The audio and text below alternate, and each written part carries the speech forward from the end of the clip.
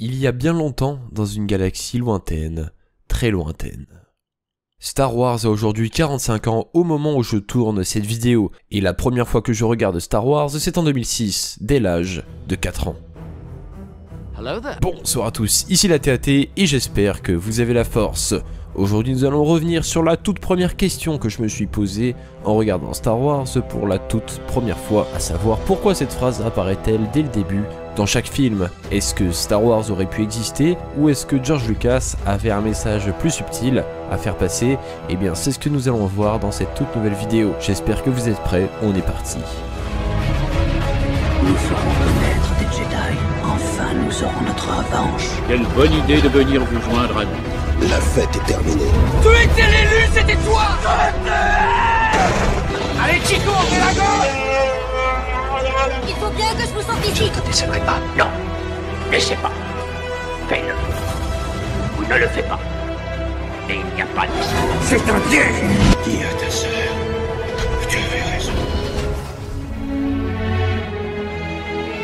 Quelle bonne idée de venir vous joindre à nous. Ça faisait un bon bout de temps que j'avais envie de revenir sur ce sujet. À vrai dire, je n'ai pas vu grand chose, notamment sur YouTube, et pourtant c'est pour moi une question évidente à se poser.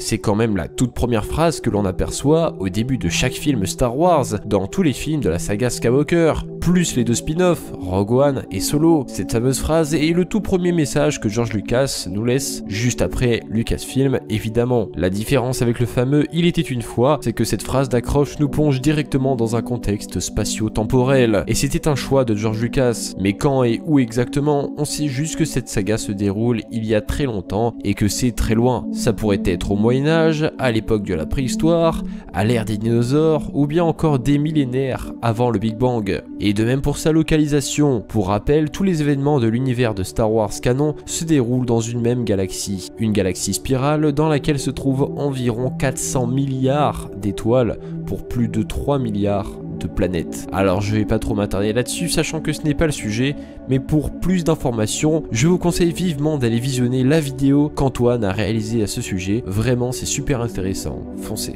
Le système solaire dans lequel nous vivons est immensément grand. Ce que vous savez probablement, c'est que notre système solaire fait partie d'une galaxie appelée la Voie lactée, mais après la galaxie, il y a quoi ?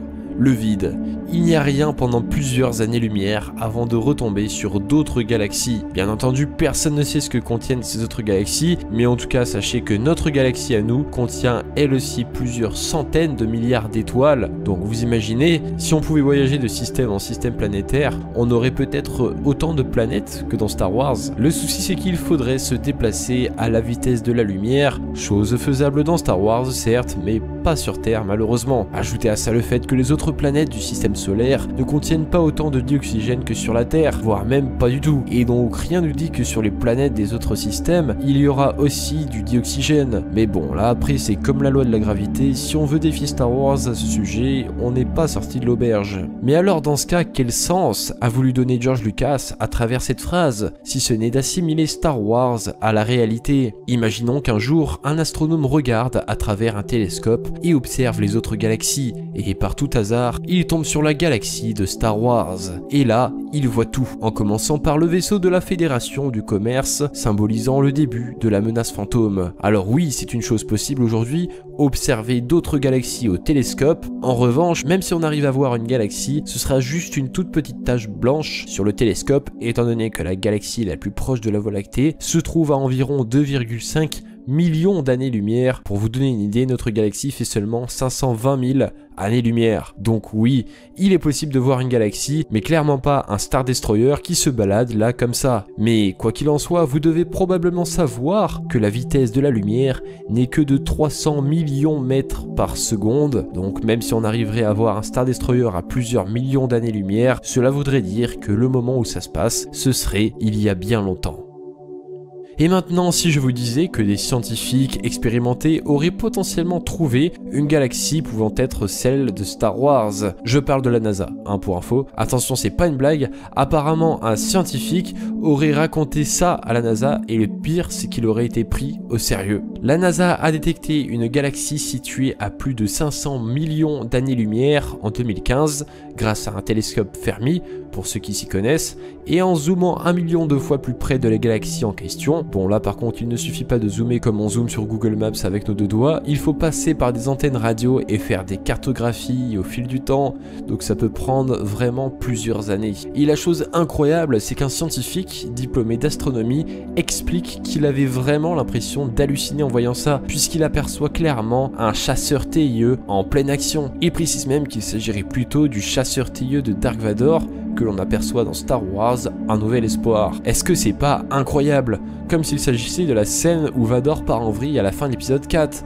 Comme s'il était en train de regarder la suite de Star Wars épisode 4, mais à travers un télescope. Malgré tout ça, il y a une incohérence qui clôture cette théorie, c'est que les épisodes 1, 2 et 3 sont sortis après les épisodes 4, 5 et 6. Alors, à moins que George Lucas avait prévu depuis le début de sortir les préquels de la trilogie, c'est le cas.